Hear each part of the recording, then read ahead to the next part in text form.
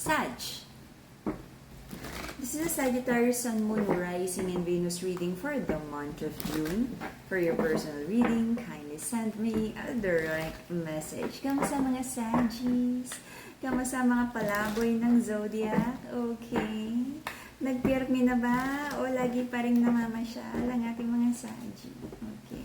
Sagittarius Sun, Moon, Rising, and Venus reading for the month of June. Let's see kung may mga bago. Alright? For your personal reading, just send me a direct message. Ingat sa mga scammers, hindi po ako magme-message sa inyo isa-isa. Ang ating crystals, naka-promo pa din. Sagittarius Sun, Moon, Rising, and Venus reading for the month of June. Let's see kung anong energy ng mga Sagis. Let's see ang energy ng mga Sagis. Alright. Let's see.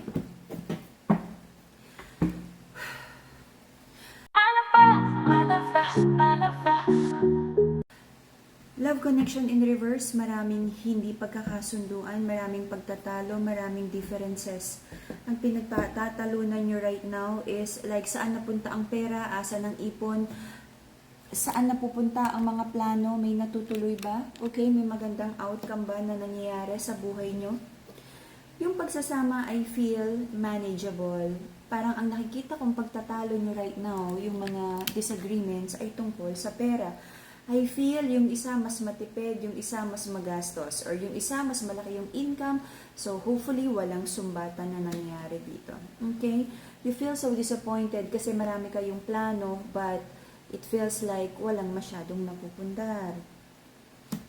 Feminine, are you dealing with two masculines? Meron bang isang nagpaparamdam sa'yo? Okay, so nagkakaroon ng overthinking dito if someone is not being honest. Okay, someone feels defeated at gustong malaman ng katotohanan. Same old cycle, Sag. I feel meron namang enough para sa'yo, para sa family. Marunong kang humawak ng pera. O yan, malinaw na. Ikaw ang marunong humawak ng pera. But I feel nagkaroon ng maling decision. Kaya, like, very challenging na ibangon, no, yung financial stability, but slowly, you're building on it. Marami ka pa rin hinihintay na komisyon, pera, kung ano man yung source of income na yan, I feel parating na. At pagdating nitong hinihintay mong pera, sabi mo, Lord, this time, iingatan mo na to. Okay? Ang connection na to, nilalaban naman, but I feel may mga broken promises, may mga expectations na hindi unmet expectations para sa inyong dalawa. Marami ring hindi na pag-usapan na kailangan ng heart-to-heart talk here because may mga non-negotiables na natapakan sa relationship na to. I feel until the end of September, magkakaroon ng pag-uusap, apology, conversation about relationship, replanning, at kung ano man. Alright, let's see. Sagittarius Sun, Moon, Rising, and Venus reading for the month of June. So, maraming nabunyag na sikreto, mga non-negotiable, naka-hurt para sa inyo. Nagdala ng away, pero sabi ng feminine, pagod na siya sa mga away at misunderstanding. Para sa kanya, magfo-focus na lang siya sa anak or kabuhayan, anything na productive. Okay? Recent past, nagkaroon ng hindi pagkakaintindihan, misunderstanding sa communication, or block communication. I feel kung ano man itong hindi niyo pag-uusap ay meant to happen. Okay? To heal your heart chakra and to balance the emotions, Madagascar Rose Quartz, the pink crystal. Okay? Manifesting abundance, Brazilian citrine, the yellow crystal. Meron din tayong combination ng love and money, yung pink and yellow crystal. Okay? Prayers and manifestation, sabi mo, Lord, sana matapos na tong chapter na to, next door na, isarado na ang curtain na to.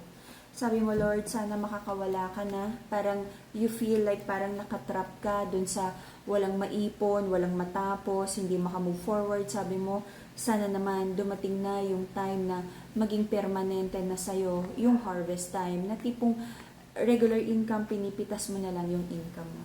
Okay?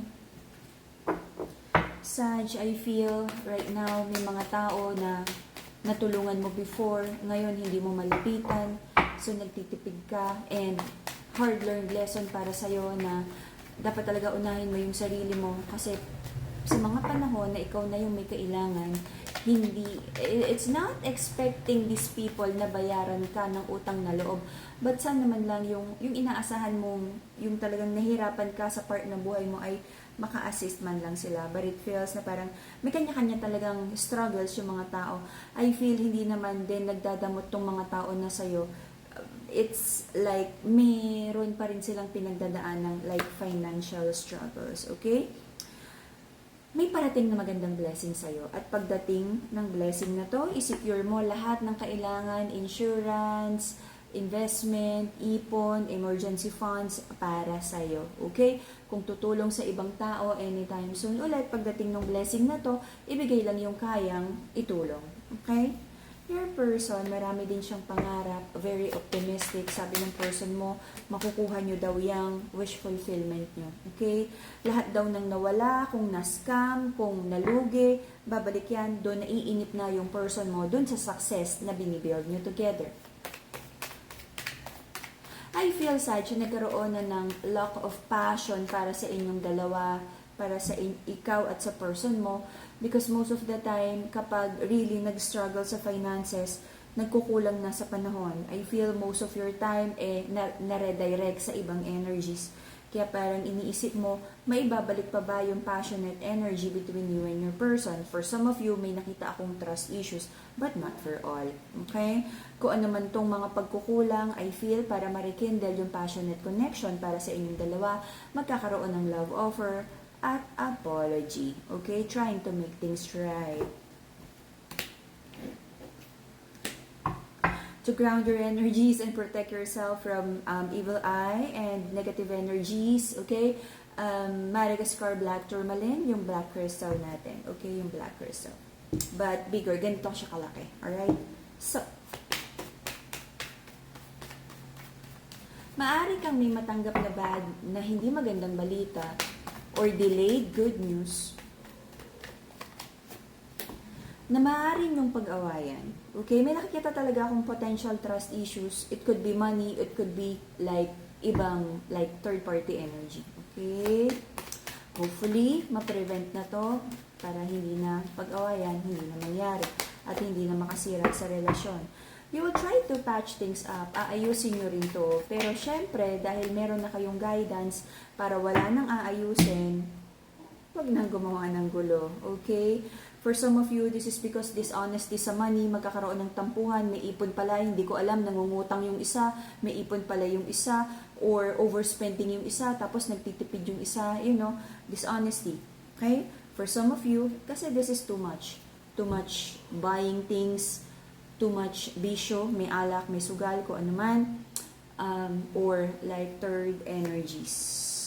For some of you, third party, na maaaring magdala ng broken heart, disappointment, at sasabihin mo na kung ano man itong nangyaring betrayal na to, paulit-ulit, hindi yan first time nangyari, choice yan ng person mo na hindi magbago.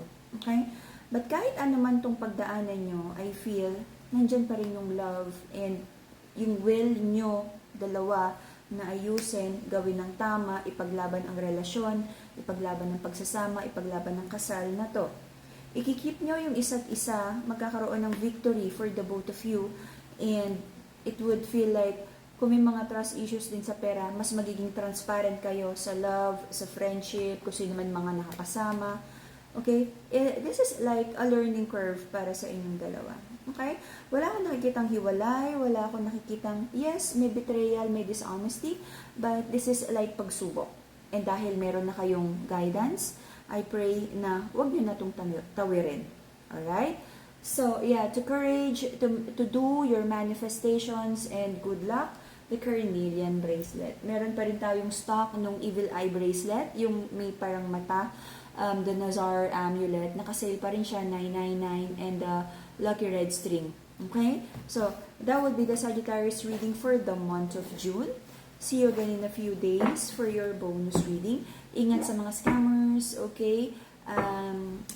Buti na lang ngayon, no, lesser na yung mga report nyo sa akin na mga nagme-message sa inyo. Basta mag-ingat, hindi ako magme-message sa inyo isa-isa. At sa mga lumang clients, alam nyo na yung nag-iisang number natin. Sa mga bagong clients, PM muna para sigurado. Alright? Ang crystals natin, nagka-promo price pa rin. Alright?